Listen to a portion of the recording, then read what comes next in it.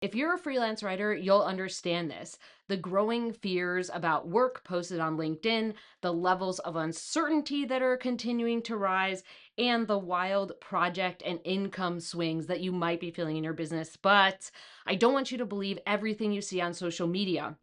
I really want to help you bust some myths so that you can be like other high earning freelance writers who are actually doing the work and getting the clients and not posting about it all over social media. I'm Mandy Ellis, and I built a 6-figure freelance writing business, and now I help other freelance writers hit 5-figure months with dream clients without the burnout, stress, and overwhelm.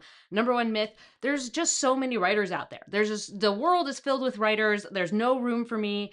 It's too crowded. The market is too saturated. AI is causing all the work to dwindle. There's no stuff. That's just not true.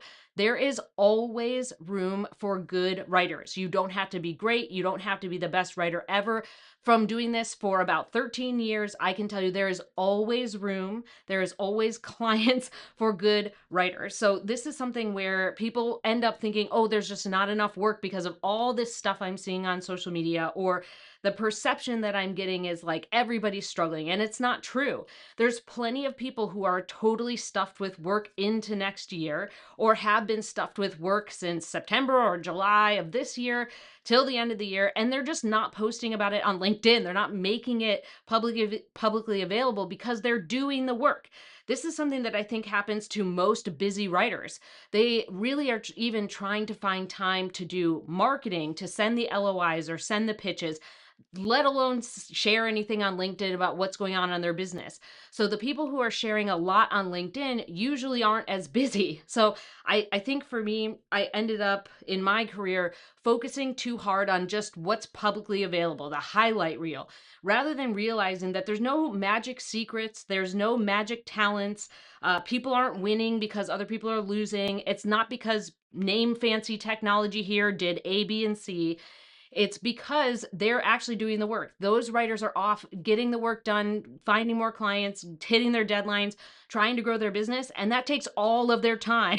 They also want to spend time with their family, or they want to go on vacations, or they want to have downtime. And I know that in my business, I've struggled with that throughout the years. I've struggled with times when I'm super busy, or times when have a lot of client work and don't have downtime, or um, getting out of feast and famine cycles and learning how to do that, or figuring out, how to fit the marketing in when I'm already super busy. So there's so many different things that you're doing to build stability in your business, get more high paying clients, and you are moving into the next phase so that you don't plateau, or so that you get to hit the goals that you want.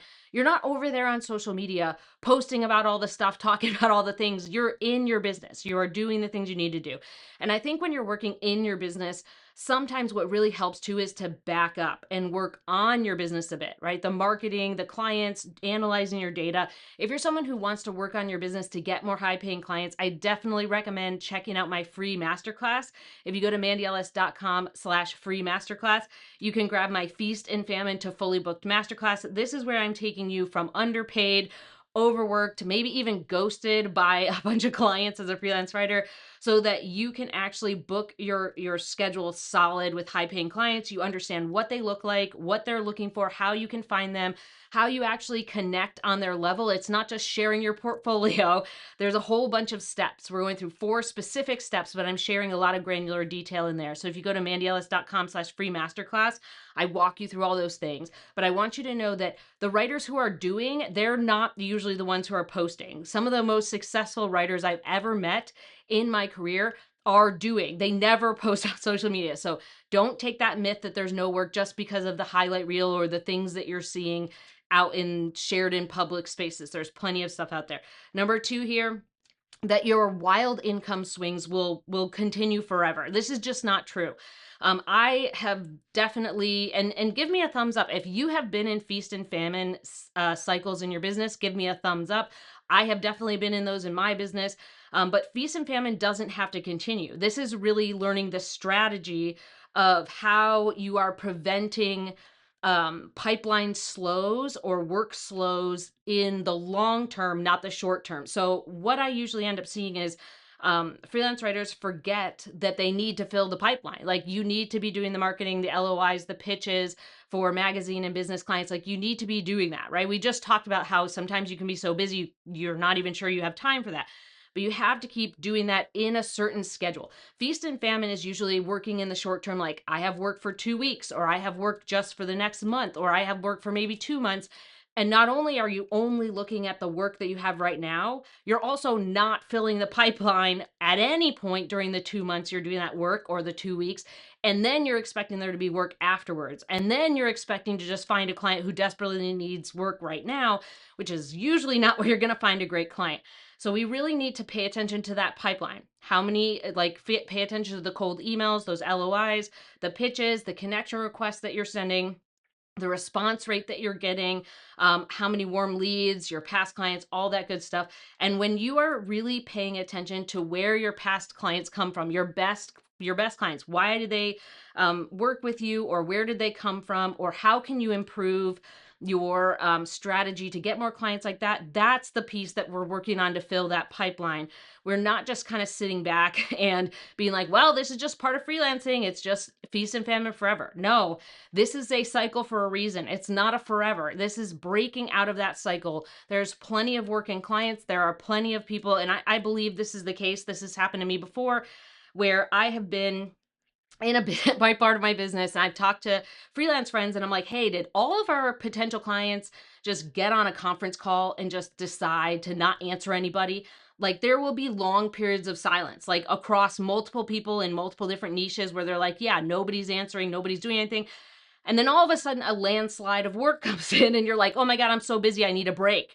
And it flip flops. So, in order to deal with the changes in the market and kind of smooth that out, we need to be working on the pipeline. We need to be paying attention to those response rates, our warm leads, how we're following up, what other projects we could be working on, the things that are bringing income in, and why, and what projects, all that good stuff. And if you feel like that has been helpful to help you smooth out feast and famine, filling that pipeline, understanding how to actually do that, make sure to subscribe. I go through that quite a lot. Making sure that writers have continual work coming in is like one of my things. So make sure to subscribe if you want to go over that. Number 3 here, my clients and my workload determine my worth. This is a big one going into 2026. Your clients and workload never determine your worth.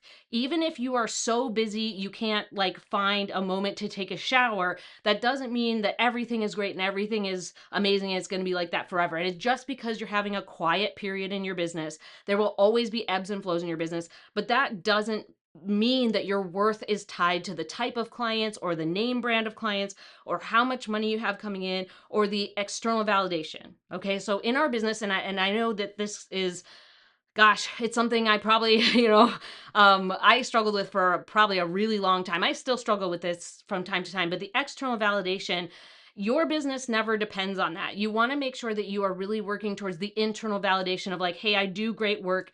Hey, I'm putting in all the things that I need to do. I feel like I'm improving. I'm making sure I'm doing the strategic needle moving activities in my business.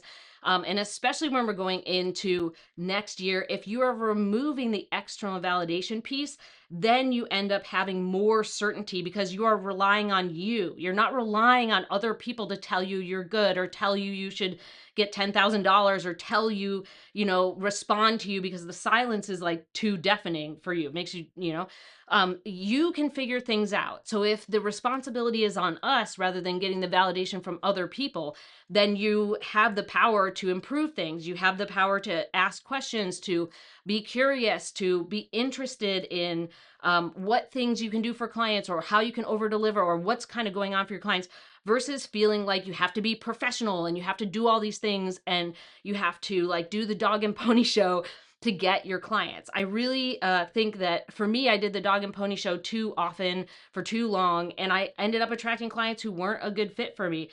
And instead, I should have focused on my strengths, and I should have focused on how I get the work done and the quality of the work that I do, and really not just being busy all the time, because being busy all the time can lead to burnout. And it's also like you end up feeling bitter or resentful towards your clients because you're like, I'm trying all the things, like why aren't you happy? I remember reading this thing, it's really common, where someone says, like, stop trying to people please, because people are never pleased. And it's just very true. When you go into people pleasing and you're looking for that external validation, and you're letting your work or your clients or the name brands that you work with or the amount of money you make, like that's your whole personality, or that's the whole thing that is giving you external, giving you validation. It's just really easy to pop that bubble. So if we just remember that people are never pleased, like you trying to do all these things and be busy or proving yourself or convincing, it is just leading to a lot of overwork and burnout for freelance writers. And I've made a lot of mistakes in my career. I've made a lot of mistakes. This is one of them, is waiting for a client to reply back to me and tell me that I did a good job without me feeling like I did a good job just turning my work in. Like the work I put into that piece, then turning it in was the good part, right? I think um especially I think one of these things, I just love to tell this story. A long time ago I had this idea that I had this little origami paper boat, and it's, it's the size of a tennis ball or a golf ball, and I am sitting on a beach, and it's like this vast ocean, there's just nothing there, and the work is the tiny origami paper boat. And I worked really hard on it, and I worked at all the creases, and I spent a lot of time on this thing, and I just have to let it go into this vast ocean. And I have to feel good about the work I put into the tiny origami paper boat versus the things I can't control out in the ocean. And I think that can be a really good way to kind of get the power back in your business, where you're like, hey, this thing I built is really great. Maybe you don't like it. Maybe you think I could have done better. Maybe this is something that I missed the mark, but I really tried. And I feel good about the work that I'm submitting, rather than turning something in and feeling fear and anxiety, and like your self-esteem depends on someone else. And I often have seen too that people will give up on their writing dream because they think nobody's telling them, great job, or nobody's doing this thing. And that's not about them. The writing isn't about them.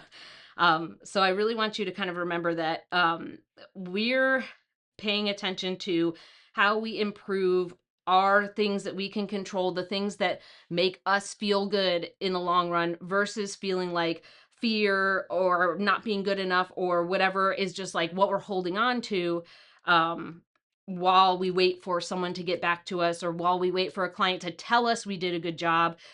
And I think you want to feel like you did a good job. That's the deal. Like you can't wait till the awards ceremony and be like, oh, well, if I didn't win, then I lost.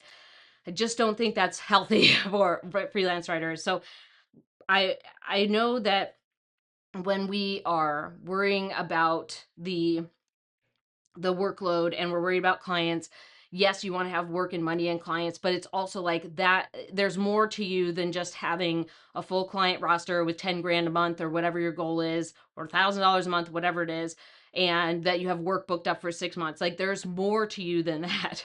And this can be a struggle, especially when your business is something that you've been running for a while, or that, you feel like is part of you. But really try to separate those out. Your worth does not depend on just the clients and the workload and the money. And I think with all the uncertainty, if you can pull the power back into what you can control, pull the power back into the things that can do, the things that are great about you and your strengths, that makes you feel more certain. It makes you feel like you can be curious and solve problems versus shrinking back into your shell.